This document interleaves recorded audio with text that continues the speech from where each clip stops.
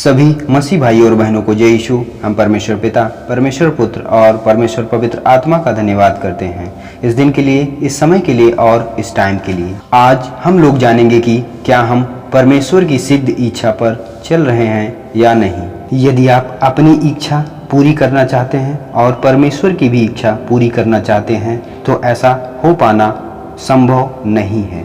यदि आप अपनी इच्छा की पूर्ति में लगे हैं, शारीरिक इच्छा की पूर्ति में लगे हैं, तो आपके अंदर शैतान काम कर रहा है।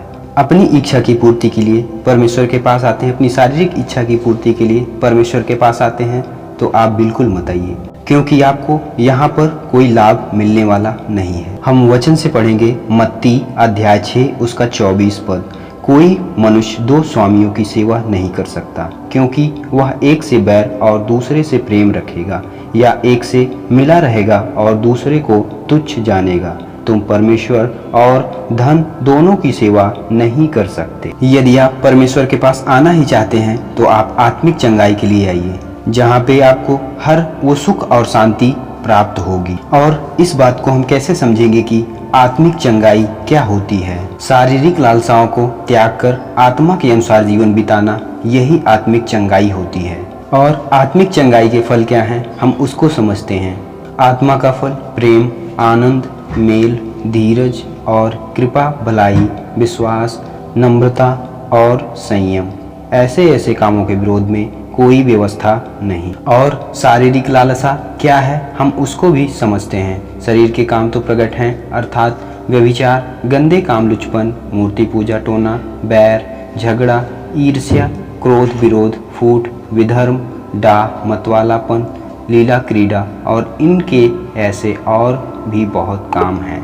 तो हम इन सब बातों को समझकर अपने अंदर देखें, समझें और जांचें, क्या हम इन आज्ञाओं के अनुसार चल रहे हैं या नहीं।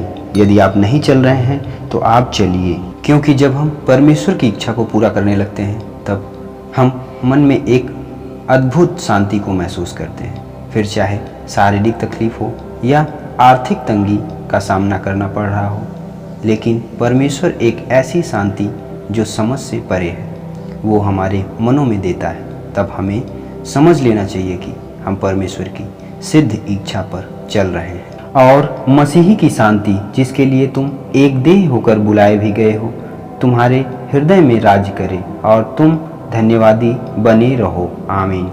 मसीह के वचन को अपने हृदय में अधिकाई से बसने दो और सिद्ध ज्ञान सहित एक दूसरे को सिखाओ, और अपने मन में अनुग्रह के साथ परमेश्वर के लिए भजन और स्तुति गान और आत्मिक गीत गाओ। अर्थात हम परमेश्वर के राज्य का सुसमाचार हर एक व्यक्ति को सुनाएं। यही परमेश्वर की इच्छा है। यदि हम ऐसा करते हैं तो हम हर वो सुख और शांति प्राप्त कर सकते हैं जो हमें जरूरत है। परमेश्वर का वचन कहता है, तू मेरे धर्म और राज्य की खोज कर, संसार की वस्तुएं तुझे प्राप्त हो जाएंगी। तो हम क्यों परेशान हो, हम उसके धर्म और राज्य की खोज करें और अंत में हमें सब कुछ मिल जाएगा। हम परेशान बिल्कुल ना हो। सभी मसीह भाइयों और बहनों को जय यीशु। हम परमेश्वर पिता, परमेश्वर पुत्र और परमेश्वर पवित्र आत्मा का धन्यवाद करते हैं इस दिन के लिए, इस समय के लिए और इस टाइम के लिए।